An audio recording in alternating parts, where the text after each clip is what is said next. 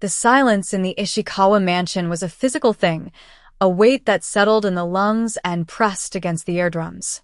It was different from the quiet of a library or the hush of a hospital wing late at night.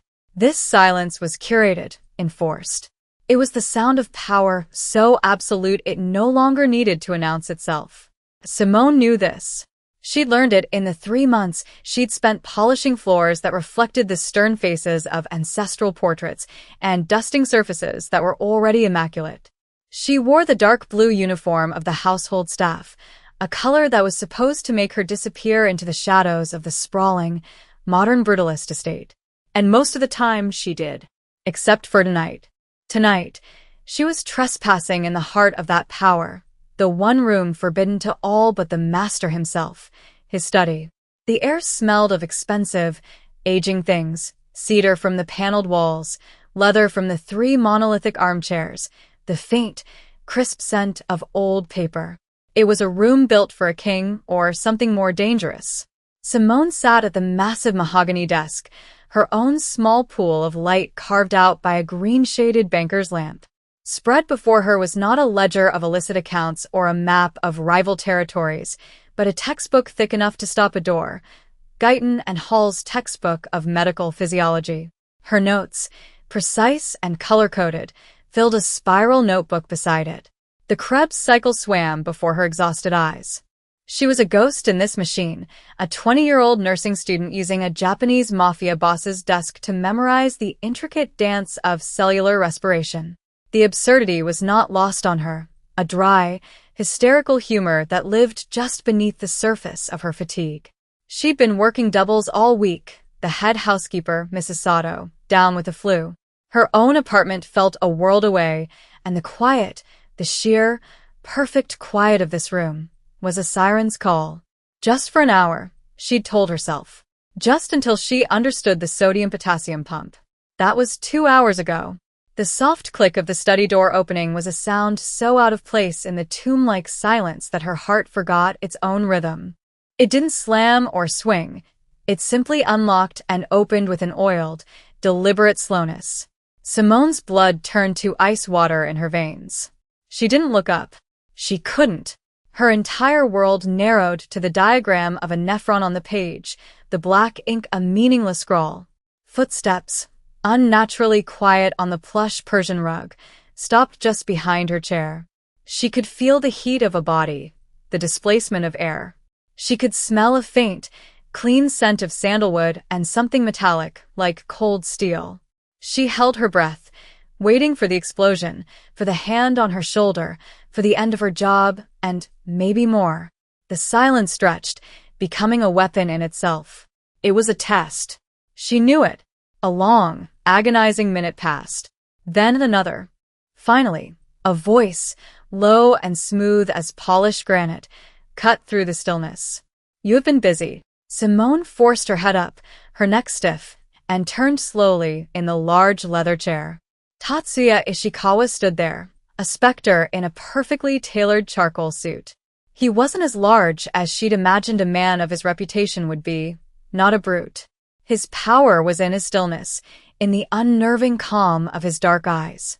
Those eyes were fixed not on her face, but on the open textbook. Threads of silver glittered at his temples, the only sign that he was older than the ageless, severe set of his features suggested. He was the undisputed Oyabun of the Ishikawa Gumi, a man whose name was spoken in whispers in the darkest corners of the city. He was her employer, and she was sitting in his chair, using his lamp, breathing his air. Her mind, usually so quick and clinical, was a blank slate of pure terror. She opened her mouth, but only a dry, clicking sound came out. He made a small, almost imperceptible gesture with his hand, a command for her to remain seated.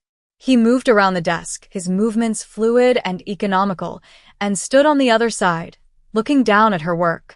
His gaze swept over the highlighted passages, the frantic marginalia, the complex diagrams she'd been trying to commit to memory. He didn't look angry. He didn't look anything at all. That was worse. An expressive monster you could understand. You could predict. This man was a black hole, absorbing all light, all emotion, giving nothing back. Pathophysiology, he said. It wasn't a question. He tapped a long, elegant finger on a diagram of the heart. The conduction system. Simone finally found her voice, though it was a thin, reedy thing she barely recognized. Yes, sir. Mr. Ishikawa, she mentally cursed herself. Which was it? Sir? Mr. Ishikawa? She was just the maid. She was supposed to be invisible. I am so sorry. I know I shouldn't be in here. The house was just so quiet. And I have an exam. The words tumbled out, clumsy and foolish. Excuses. He would not care for excuses. He looked at her then, truly looked at her, and his gaze was so intense it felt like a physical touch. It stripped away the dark blue uniform, the tired student, the terrified girl, and seemed to assess the very marrow in her bones. You are studying to be a nurse, he stated, his eyes flicking to her worn hospital badge peeking from the pocket of the bag she'd foolishly left by the desk. She could only nod, her throat tight. He was quiet for another long moment, his stillness a stark contrast to the frantic hammering in her chest. She prepared herself for the inevitable, the cold dismissal, the quiet threat, the call to his security to have her removed. He was a mafia boss. His world had no room for trespassers. Instead, he did something that made her blood run colder than any threat could have. He pulled out the chair opposite her, the one reserved for his most trusted advisors or his most terrified enemies, and he sat down. The shift in his posture was minimal, but the change in the room's atmosphere was seismic. He was no longer the master of the house confronting an errant servant. He was something else, something unreadable. From Tatsuya's perspective, the girl, Simone, he recalled from her employment file, was an equation he could not immediately solve. He had returned to his home, his sanctuary, expecting the sterile perfection his staff was paid handsomely to maintain. He had sensed a disruption, a single light burning where none should be. His first thought was of betrayal, an assassin, a rival spy. His hand had been resting on the cool metal of the pistol tucked in his waistband as he opened the door. What he found was not a threat, but an anomaly. A young woman, her dark skin a stark, beautiful contrast to the pale green glow of his lamp, lost in a world of cardiac muscle and renal tubules. He had watched her for a full 2 minutes before he spoke, observing the faint frown of concentration on her face, the way she chewed on the end of her pen, the sheer, unadulterated focus she radiated. It was a quality he recognized. It was the same laser-like intensity he applied to a hostile takeover or the dismantling of an enemy's operation. To see it here, in his study, applied to the study of healing, was a dissonance that intrigued him. Fear was the currency of his world. He saw it every day. He saw it in the eyes of his own men, his partners, his enemies. He saw it in the tremor of the hand of the city councilman who took his bribes. He saw it in the way waiters at his favorite restaurants avoided his gaze. He had expected to see that same, familiar terror in her eyes. And he had for a moment, but underneath it there was something else, a flicker of defiance. The stubborn refusal to be dismissed as nothing more than a frightened maid. She had answered him. She had explained herself, however clumsily. She had met his gaze. Tatsuya Ishikawa was a man who collected rare things, ancient katana, priceless ceramics, men's loyalties. He was not accustomed to being surprised. Yet this girl, in her simple blue uniform, surrounded by the trappings of his immense and violent power, was the most surprising thing he had encountered in years. He looked at her notes again. They were not the work of a student merely trying to pass. They were the work of someone striving for mastery. The detail was exhaustive, the handwriting neat despite its obvious haste. She wasn't just studying. She was conquering. A flicker of something that might have been respect, or perhaps just profound curiosity, moved through him. He had built an empire on understanding human motivation, greed, fear, ambition, revenge. Her motivation was different. It was clean. It was to understand the mechanics of life itself. To heal. In his world, such a thing was a liability, a weakness. But seeing it here, burning so brightly in the quiet solitude of his study, it felt like a strength he had never before considered. He made a decision. It was impulsive, illogical, and utterly unlike him. But the anomaly had to be studied further. He had to see what would happen next. A week passed in a state of suspended animation for Simone. Every creak of a floorboard, every unexpected shadow, sent a jolt of anxiety through her. She expected a summons, a termination letter left on her pillow, a quiet word from Mrs. Sato. Nothing came. The silence from Tatsuya Ishikawa was more unnerving than any reprimand. She went about her duties, her movements quiet and efficient, cleaning the vast, empty rooms of the mansion, her mind a constant loop of fear and confusion. She avoided the wing containing the study as if it were radioactive. She took her breaks in the noisy staff kitchen and buried her face in her textbook, the familiar words a comforting anchor in a sea of uncertainty. Then the summons came. It wasn't a shouted order or a grim-faced bodyguard at her door. It was a note, on thick, cream-colored cardstock, left on her neatly made bed in the staff quarters. My study. 10 p.m. No signature was necessary. The sheer authority of the request was signature enough.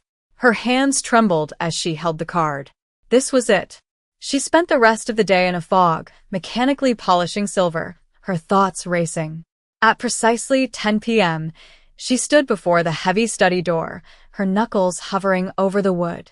She smoothed down her clean, dark blue uniform, took a deep, shaky breath, and knocked. His voice, calm and immediate, bid her to enter. He was seated behind the desk this time, in his rightful place. The banker's lamp cast the same intimate glow, but tonight it illuminated stacks of files and what looked like architectural blueprints. He was working. He watched her approach, his dark eyes unblinking. He gestured to the chair she had occupied a week ago. Sit. Simone sat, her back ramrod straight, her hands clasped tightly in her lap. She felt like a prisoner before a judge. I assume you expected to be dismissed, he said, his voice a low murmur. Yes, sir, she whispered. It was a serious breach of protocol. He almost smiled. It wasn't a real smile, more a slight, terrifying twitch at the corner of his lips. It was. Mrs. Sato is a great believer in protocol. She would have you scrubbing floors with a toothbrush for a month. He paused, letting the statement hang in the air. However, the results of your examination are more important than Mrs. Sato's protocols. Simone blinked, confused. My exam. You have it tomorrow, do you not? At 9 a.m. How did he know that? The question must have shown on her face because he added, Your employment file is very thorough. Of course it was. A man like Tatsuya Ishikawa, a powerful mafia boss, would know everything about the people who lived under his roof. He would know her class schedule, her grades, her social security number, the name of her first pet. The thought was deeply unsettling. From tonight, he continued, steepling his fingers, you will use this study every evening from 10 o'clock until midnight. You will not be disturbed. You will have access to the coffee machine in the adjoining pantry. You will inform me directly if any of the staff bothers you. Simone stared at him, utterly speechless. This was not a dismissal. It was an invitation, a command, a professional arrangement that felt profoundly, dangerously personal. Sir, I don't understand. It is not necessary for you to understand, he said, his voice devoid of warmth but also, surprisingly, of menace. It is only necessary for you to comply. The pursuit of mastery is a commendable goal. I do not wish for it to be interrupted by a lack of adequate study space. He slid a thin, black business card across the polished surface of the desk. It had his name, Tatsuya Ishikawa, embossed in silver, and a single phone number. My personal line. Should you require anything. Books. Research materials. He looked at her, his expression unreadable. Now. If you will excuse me, I have work to attend to. Do not let me distract you. He turned his attention back to his files. The audience concluded. Simone sat frozen for a full minute, the black card feeling impossibly heavy in her hand. She was not fired. She was sponsored by a man who broke bones for a living. The sheer, dizzying absurdity of it all was overwhelming. She looked at her textbook, then at the man across the desk, the most powerful Japanese mafia boss in the city, who had just effectively become her very own, very terrifying, academic advisor.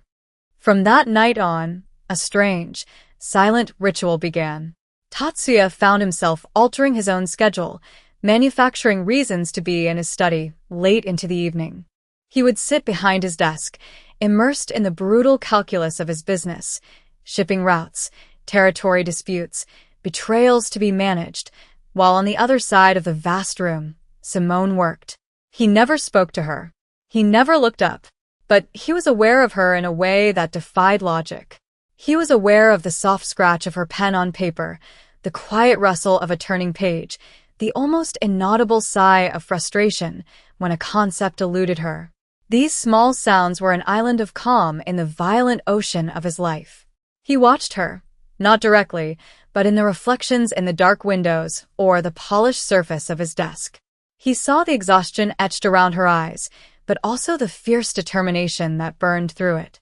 She was disciplined. He respected discipline above all else. It was the foundation upon which he had built his empire. To see it manifested in this young woman, in pursuit of knowledge rather than power, was a constant source of quiet fascination. He began leaving things for her. One night, it was an old, leather-bound anatomical atlas from his private collection, its illustrations rendered with breathtaking, artistic detail. He simply left it on the corner of the desk she used. She arrived, saw it, and her hand hovered over it for a long moment before she opened it with a reverence that pleased him. She never mentioned it. He never acknowledged it. It was a conversation held in silence, a transaction without words. Another night, after overhearing a fragment of a phone call where she worried about the cost of a particular pharmacology textbook, he had the book delivered to the house. It was waiting for her on the desk, pristine and new. He watched as she traced the title with her finger, a small, genuine smile finally breaking through her serious expression. That smile did something to the cold, hard machinery of his heart. It was like finding a wildflower growing in the cracked concrete of a prison yard. He felt a strange, unfamiliar sensation coil in his gut. It was protective. It was possessive. He, who owned buildings and businesses and men's souls, found himself wanting to own the quiet space she occupied in his study, to protect it from the ugliness of the world, his world. This was a weakness. A profound tactical error. He knew it. A mafia boss could not afford such distractions. And yet, he could not stop. He was the observer, the scientist studying the anomaly. But he was beginning to suspect that the experiment was changing him more than it was changing her. The books became their language. Simone knew they were from him, of course. There was no other explanation. Each one was a carefully chosen breadcrumb, a silent acknowledgement of her struggle and her progress. She never thanked him aloud. The fragile, unspoken truths they had established felt too delicate for words. To speak of it would be to name it, and she had no idea what it was. But a strange sort of comfort grew in the shared silence. The study, once a place of terror, became a sanctuary. The presence of the formidable mafia boss across the room was no longer a threat, but a steady, grounding force. His intense focus seemed to fuel her own. One evening, she arrived to find him not at his desk, but standing by the towering shelves, a heavy book in his hand. He looked up as she entered, and for the first time, he did not immediately look away. "The Emperor of All Maladies," he said, reading the title. "A biography of cancer. You are moving into oncology next semester," she confirmed, her voice barely above a whisper. Her heart was beating a little too fast. This was new territory. "It's a required reading," he nodded slowly, his eyes scanning the back cover. "A formidable enemy. It wages a war of attrition. It understands strategy." He spoke of the disease as if it were a rival organization, a thing to be analyzed and dismantled. He looked at her, a question in his dark eyes. Why this? Why the body? Why not law or finance? "You have the intellect for it." The question was so direct, so personal. It caught her off guard. No one had ever asked her that with such genuine curiosity. "My mother," she said, the words coming out before she could stop them. "She was a nurse. She died when I was 12. Cancer." She hadn't meant to say it. It was too much, too raw, too vulnerable for this room, for this man. She immediately regretted it, bracing for a platitude or, worse, an awkward silence. Tatsuya did neither. He simply closed the book with a soft thud and placed it carefully back on the shelf. He looked at her, and for a fleeting second, the mask of the unfeeling Oyabun slipped. She saw something else in his eyes, not pity, but a profound, startling understanding. It was the look of a man who was intimately familiar with loss, who lived with ghosts of his own. "I see," he said, his voice softer than she had ever heard it. "You're not just studying. You are preparing for a rematch." He walked back to his desk, the conversation over as abruptly as it had begun. But something had irrevocably shifted. He had seen a piece of her, and he had not dismissed it. Simone sat down at her usual spot, but she couldn't focus on her work.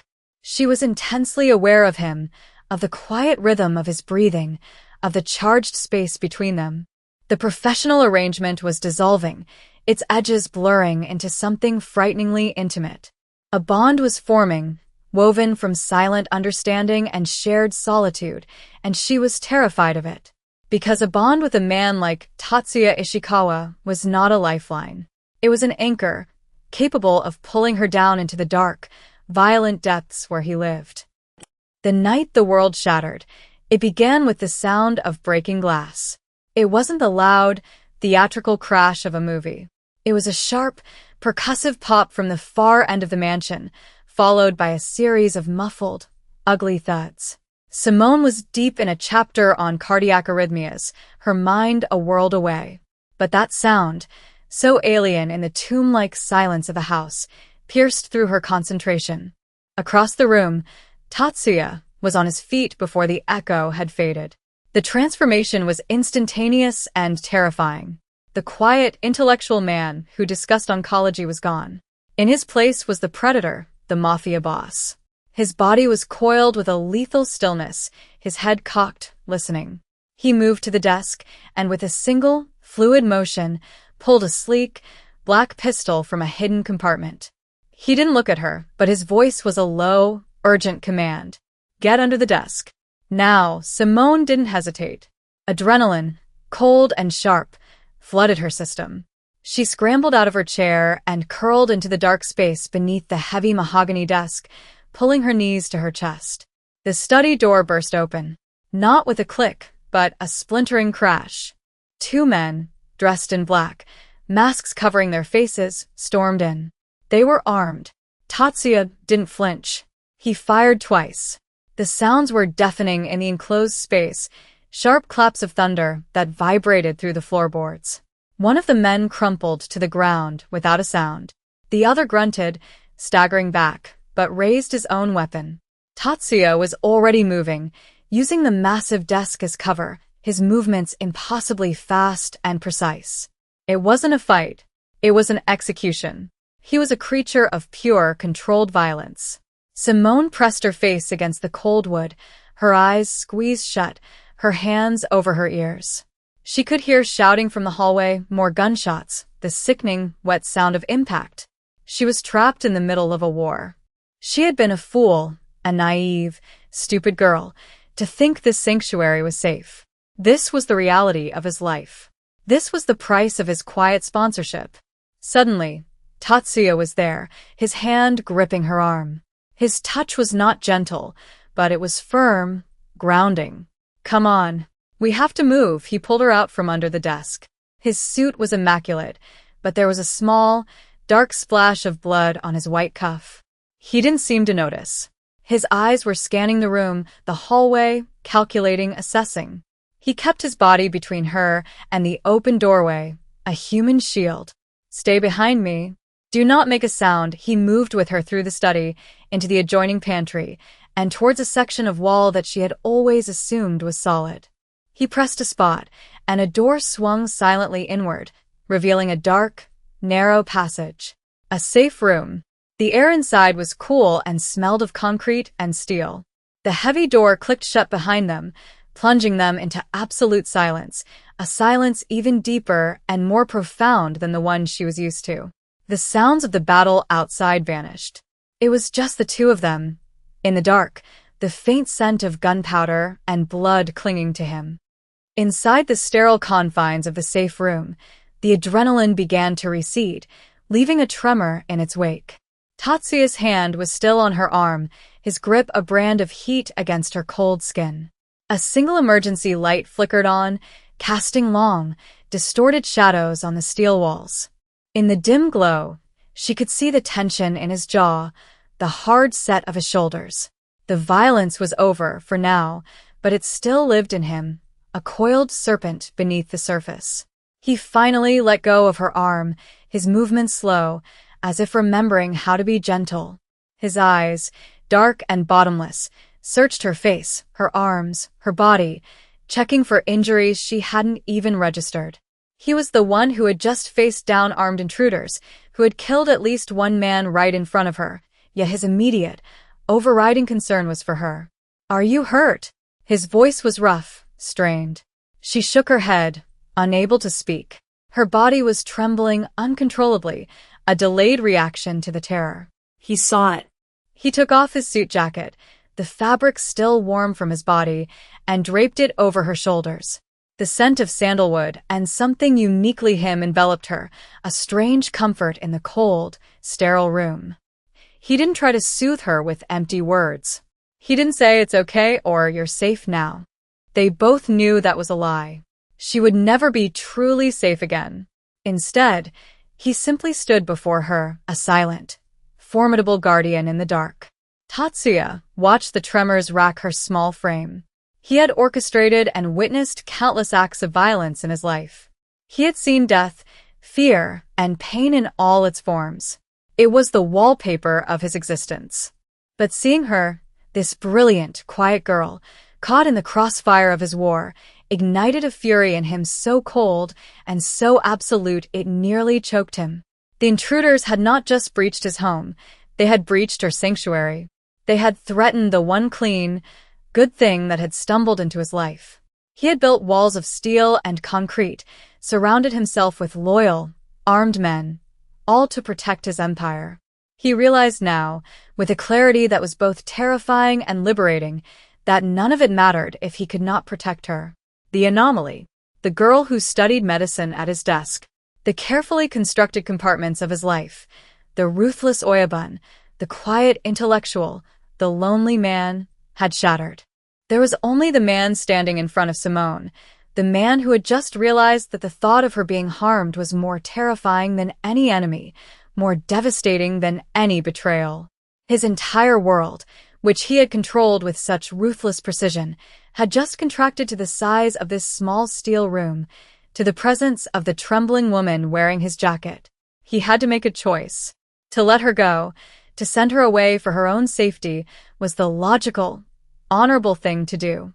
But the thought of his life, his house, his study, returning to the perfect, sterile silence it had held before she arrived, was unbearable.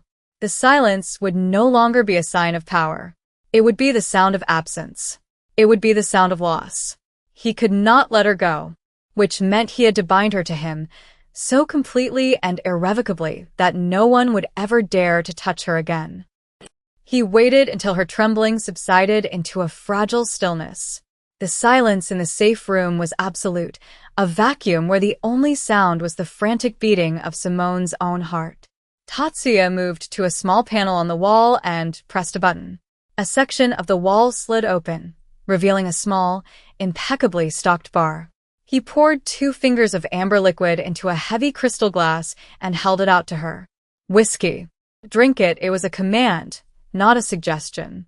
She took the glass, her fingers clumsy, and took a sip. The liquor burned a fiery path down her throat, but it steadied her nerves, chasing away the last of the icy shock. He watched her, his expression unreadable in the dim light. "They are gone," he said finally. "My men are cleaning up. The threat is neutralized, cleaned up." Neutralized. Such sterile, clinical words for the blood and death she had just witnessed. He was not apologizing. He was not explaining. He was stating facts.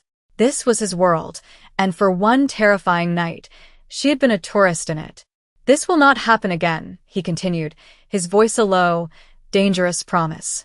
"I will burn their entire organization to the ground. I will salt the earth where their houses stood. No one will ever threaten this house or anyone in it again. He looked at her then, and the full, terrifying force of his will seemed to focus on her like a laser. Which brings me to you. Simone's blood ran cold. She thought of her small apartment, her half-finished nursing degree, the simple, normal life she had been working toward. It all seemed like a dream from another lifetime. You cannot go back, he stated, as if reading her mind. They have seen you. They know you are here. They will see you as a weakness. My weakness. To let you leave now would be to sign your death warrant. The words were brutal, a cage of logic snapping shut around her. He was right. She had seen the inside of his world. She was a liability, a loose end. What are you going to do with me? She whispered, the whiskey glass shaking in her hand. Tatsuya took a step closer. The space between them shrank until she could feel the heat radiating from his body. He reached out, not to touch her, but to take the glass from her hand, his fingers brushing against hers. The brief contact sent a jolt through her. When I first saw you, he began, his voice dropping to a near whisper. In my study, surrounded by her books, I saw a discipline, a strength that I recognized. I can only offer you my protection, my name, my world. He met her gaze again, and his eyes were raw, stripped of all artifice. It was the most vulnerable she had ever seen him. I am a mafia boss, Simone. That will not change. But I am also a man. And that man is asking you to become his wife. The proposal hung in the air, heavier and more dangerous than the scent of gunpowder. It wasn't a question born of love or romance in any traditional sense. It was a strategic move, a binding contract, a declaration of ownership spoken in the language of desperate, brutal sincerity. Wife. The word was absurd. He was Tatsuya Ishikawa, a king in a kingdom of violence. She was Simone, the maid, the nursing student. Yet, looking at him now, stripped of his power and revealing the raw, possessive need beneath, the roles felt meaningless. They were just a man and a woman in a steel box, their lives irrevocably tangled by a single night of violence.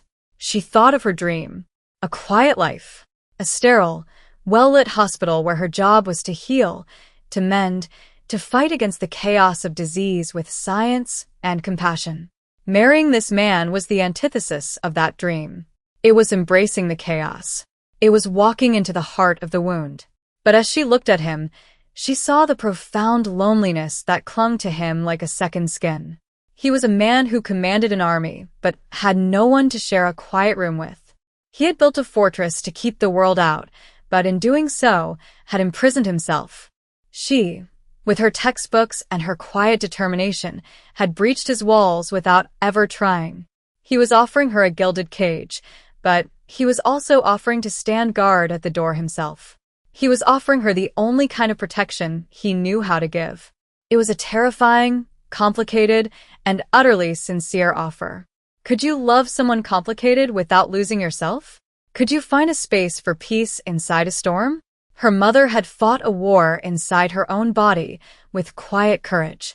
Simone realized she was being asked to fight a different kind of war, a war for her own soul, her own identity, within the gilded confines of his world. It was a reckless choice. It was an insane choice. It flew in the face of every instinct for self-preservation she possessed. But her heart, which she had guarded so carefully for so long, was making a different calculation. It was a choice between a safe life of loneliness or a dangerous life of profound, undeniable connection. Okay, she heard herself say. The word was small, a fragile sound in the heavy silence. Tatsuya's carefully controlled expression finally broke. A wave of relief, so profound it was almost pain, washed over his face. He reached out and cupped her cheek, his thumb gently stroking her skin. His touch was no longer just a brand of heat. It was a promise. Okay, he repeated, his voice thick with an emotion she couldn't name. It was the sound of a man who had been adrift in a dark ocean and had finally, against all odds, found land. She had not lost herself. She had made a choice. And as she leaned into his touch, the quiet menace of his world still waiting outside the steel door, she felt a fragile, terrifying hope take root in her heart. The storm was not over. It was just beginning. But for the first time, she would not be facing it alone.